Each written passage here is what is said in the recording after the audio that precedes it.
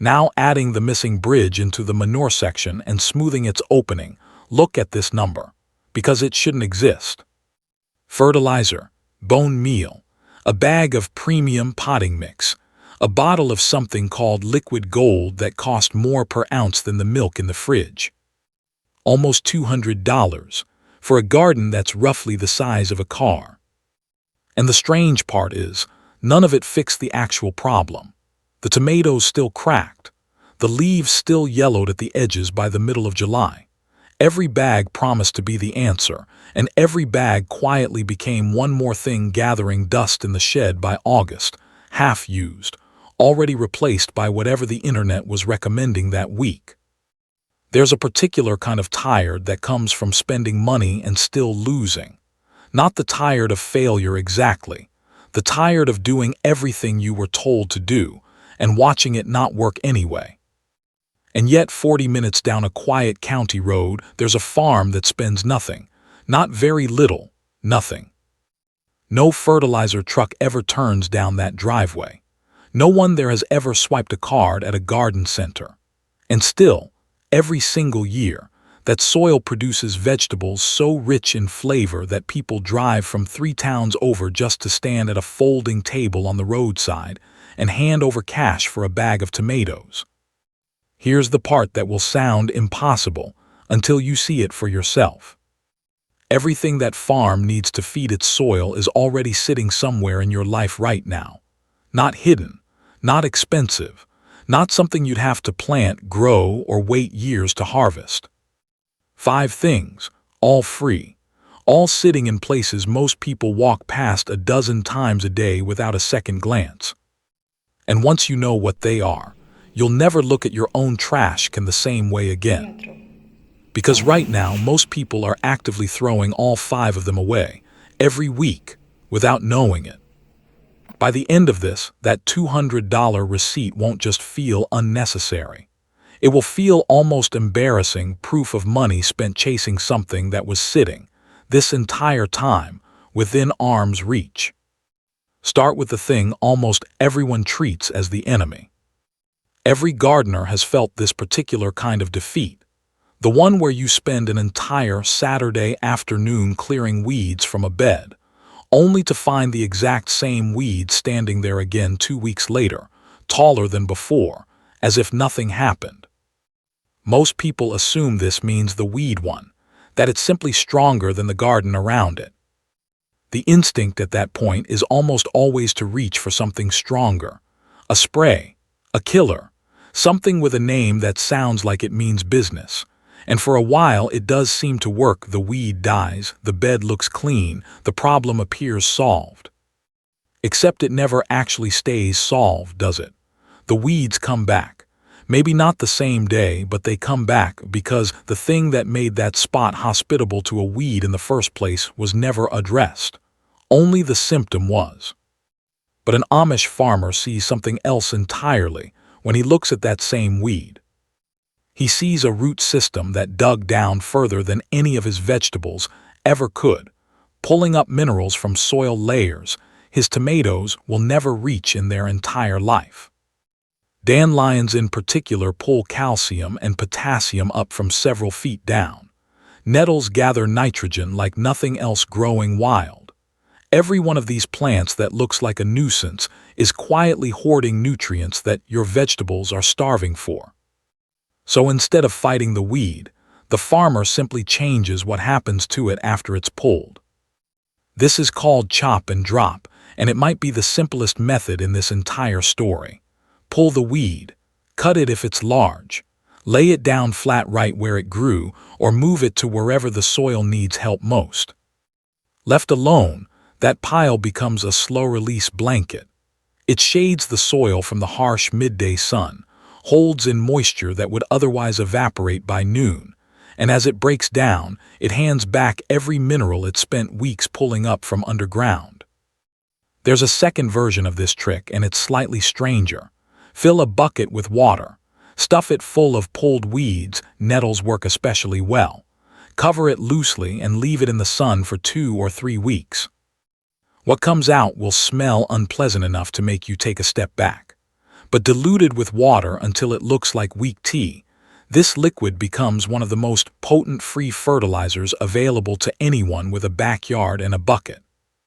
The very thing that made you sweat on a Saturday afternoon, the plant you dragged out of the ground and cursed under your breath, it was never actually working against you.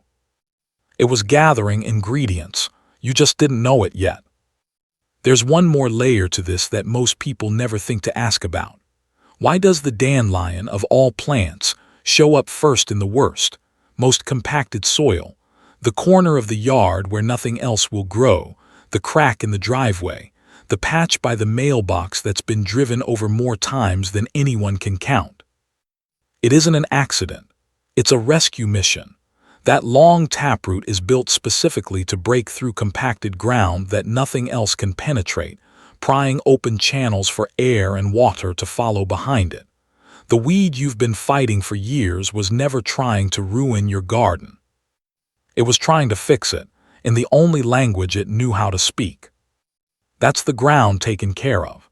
But something happens indoors every single night that stove stays lit, producing a second free thing that almost nobody thinks to save. It's sitting in a place so ordinary, most people sweep it into the trash without a second thought. Every home that burns wood for heat produces this by the bucketful, all winter long. And on almost every Amish farm, none of it ever makes it to the garbage. Wood ash is what remains after everything burnable has already burned away. What's left behind is almost pure mineral, mostly potassium, along with calcium and a handful of trace elements plants quietly depend on but rarely get enough of. Potassium is the nutrient responsible for something most gardeners never think about until it's already gone wrong: the strength of the plant's actual structure. Sturdy stems, fruit that doesn't split, flowers that don't drop before they ever get the chance to become anything. That cracked tomato from the very start of this story, the one sitting on a kitchen counter under a single porch light, was very likely missing exactly this. Without enough potassium, a plant essentially builds its fruit with weaker walls, cells that can't hold together properly under the pressure of rapid growth after a heavy rain, which is precisely why cracked, split fruit so often shows up right after the exact kind of storm that should have been good news. The method is almost embarrassingly simple: a light dusting. Worked gently into the top inch of soil, once or twice through a growing season. Not a thick layer, a light sprinkling, the way you'd season a dish you didn't want to ruin. There's a catch worth knowing, though. Wood ash raises the alkalinity of soil, so it isn't something you pile on endlessly, and it isn't something you use on plants that prefer more acidic ground, like blueberries. Used with a light hand, on the right plants, it becomes something close to free plant food falling straight out of the fireplace. For generations, this bucket has been heating homes and feeding gardens at the exact same time. 2 uses for 1 fire, and only one of them ever noticed by outsiders. On some farms, the ash serves a third purpose before it ever reaches the garden at all. Water poured slowly through a barrel of ash, filtered through the same way coffee grounds filter through a paper cone, produces a strong alkaline liquid once used for making soap, long before that soap ever became something bought off a store shelf. By the time the ash finishes that job and heads to the garden, it's already lived 2 full lives: heat for the home, and raw material for something the household needed anyway. Nothing about it was ever single purpose. But something in the kitchen upstairs is only just getting started. Something smaller, whiter, and thrown away by nearly everyone who's ever cracked it open. Most people crack it, use what's inside, and drop the rest straight into the trash without a second thought. Every eggshell is almost entirely calcium carbonate, the exact same mineral that makes up bones, and the exact same mineral a garden desperately needs and almost never has enough of. Anyone who has grown tomatoes has likely met blossom end rot at some point, that dark, sunken patch that appears at the bottom of an otherwise perfect fruit, turning it soft and inedible almost overnight. Most gardeners blame this on watering. Too much, too little, inconsistent schedules. And watering does play a role. But the deeper cause, more often than not, is a calcium shortage the plant simply couldn't overcome on its own. Here's where the free part comes in. Save the shells. Let them dry completely on a windowsill for a few days, until they're brittle enough to crumble at the slightest pressure. Then crush them. A rolling pin over a plastic bag works just as well as any kitchen tool built for the job. Worked into the soil at planting time, that powder becomes a slow-release calcium supply that lasts the entire growing season, quietly preventing the exact problem so many gardeners assume is simply bad luck. There's an even simpler version for anyone who doesn't want to grind anything at all. Drop a handful of dried shells into a jar, cover them with water, and let them sit for several days. The calcium slowly leaches into the water itself, and that water, used to feed the plant directly, carries the mineral straight to the roots without a single tool required. Something that once got rinsed down a drain, without a second thought, turns out to be one of the exact minerals sitting in nearly every bag of fertilizer on that garden center shelf. Except this version already came into the house for free, hidden inside breakfast. There's a particular kind of irony sitting on that shelf, if you look closely enough at the label. Read the ingredients on some of those calcium supplements marketed specifically for blossom end rot, and you'll find the active ingredient is exactly this: calcium carbonate, ground fine, bottled, and sold back to the same household that threw the original source of it in the trash that same morning. A single dozen eggs a week, saved instead of discarded, is often enough to supply an entire modest garden's calcium needs for a full season. A bottle's worth of fertilizer, quietly accumulating on a windowsill, one breakfast at a time. Everything so far has come from somewhere inside that house: a drawer, a stove, a countertop, ordinary places hiding in plain sight. But the next one doesn't come from inside at all. It's been falling from the sky this entire time, landing on the same roof over everyone's head and running straight past without anyone noticing. It falls from the sky, and most people let it run off into a storm drain without giving it a second look. On almost every Amish property, there's at least one barrel positioned exactly where the roof funnels water during a storm. And the reason isn't only about saving money on a water bill. Water from a tap has almost always been treated, chlorinated, to keep it safe to drink.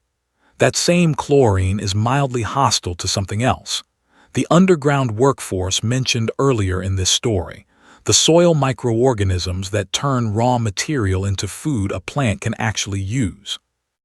Rainwater carries none of that.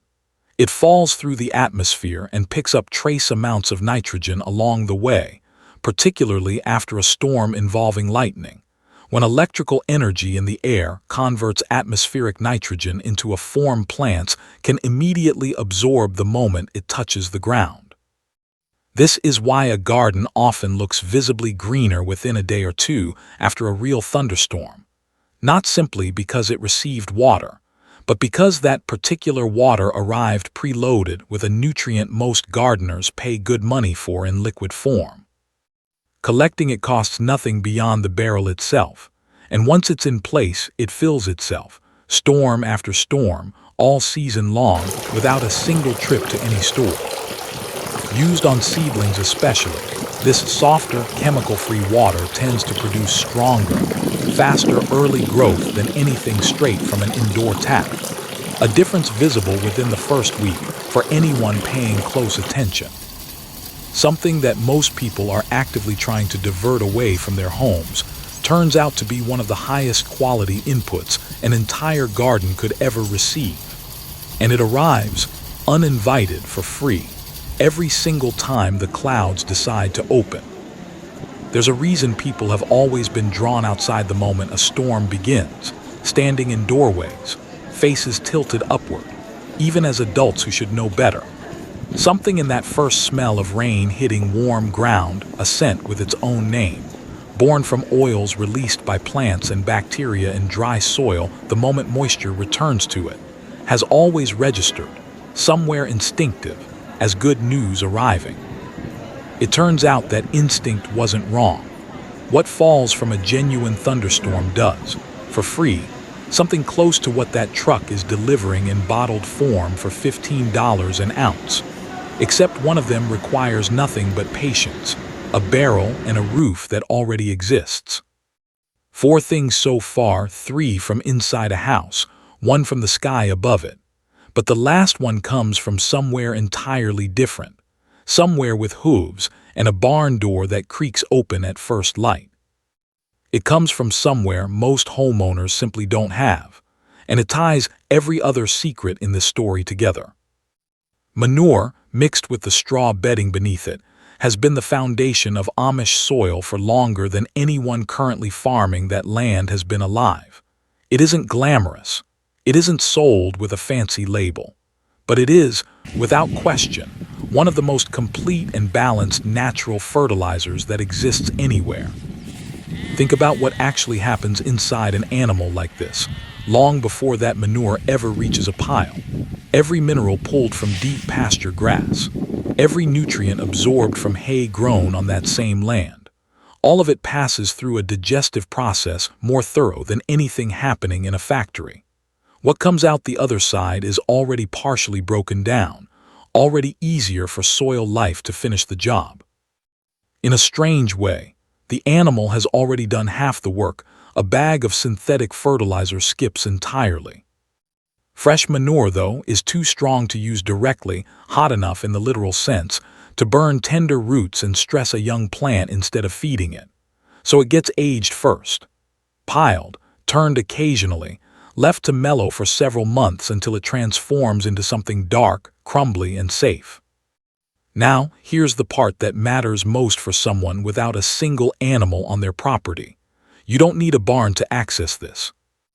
Most feed stores and garden centers sell composted manure for a fraction of what synthetic fertilizer costs, often just a few dollars for enough to feed an entire season's worth of vegetables. Some local farms will even give it away for free, simply for the effort of hauling it off their property.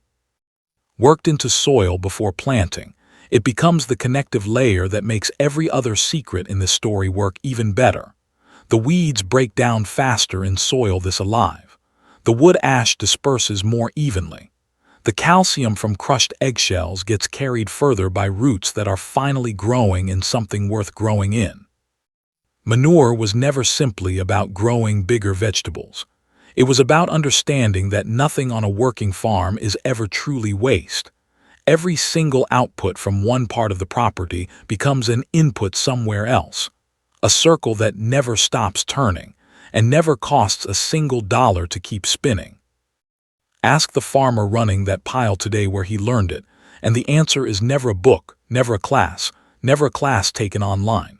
It's a grandfather, standing in the same spot decades earlier doing this exact task, explaining it the same plain way it's being explained now, not as a technique with a name, just as how things have always been done here. Because it works. And because throwing any of it away would have felt like a strange kind of waste nobody could quite justify. That's the part that never made it onto any fertilizer label. This knowledge was never sold. It was only ever passed down. So here's the question worth sitting with, now that all 5 have been laid out plainly. Weeds, wood ash, eggshells, rainwater, manure. None of them cost anything. None of them required a drive to a store, a card swipe, or a delivery truck idling in a driveway.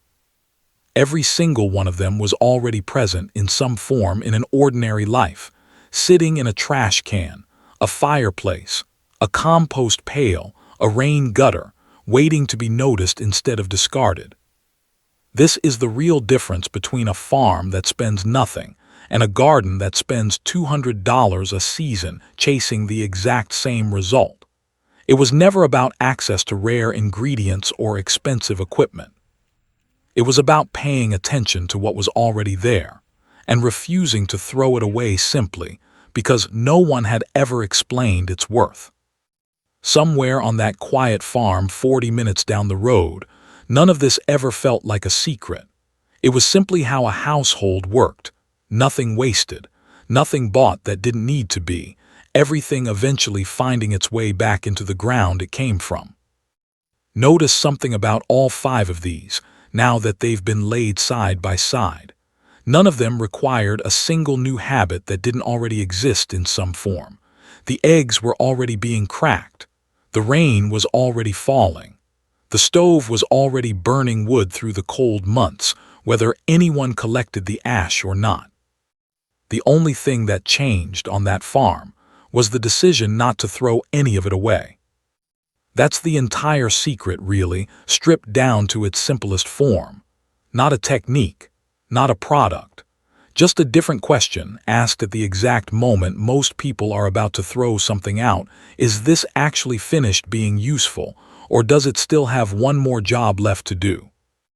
Most people will never ask that question because no one ever taught them to. Not out of laziness and not out of carelessness, simply because nobody along the way ever pointed at the eggshell, the ash, the weed, the rain, and said out loud, "This still has work left in it." Now someone has. 5 things, sitting quietly in plain sight the entire time. And now that you've seen them, there's a good chance you'll never look at your own kitchen, your own fireplace, or even the weeds along your own fence line quite the same way again. Because knowing what to feed your soil is only half the story. There's a second half, one involving a tool sitting in almost every garage in the country, a tool most people reach for without a second thought, believing it's helping, when it might be quietly undoing everything these 5 free things were just building. That's next.